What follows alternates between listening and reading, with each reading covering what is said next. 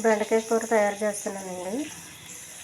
వాటికి కావాల్సిన ఉల్లిపాయ, కరివేపాకు, కొద్దిగా జీలకర్ర, కొద్దిగా అల్లం వెల్లుల్లి పేస్ట్ అండి, బెండకాయ,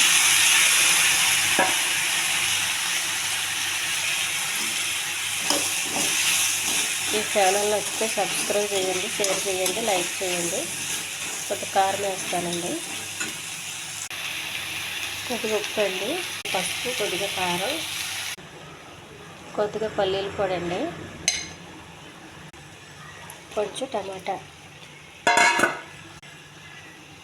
కొద్దిగా దగ్గరికి అయినాక దించేయాలండి. కూర చాలా రుచిగా ఉంటుందండి.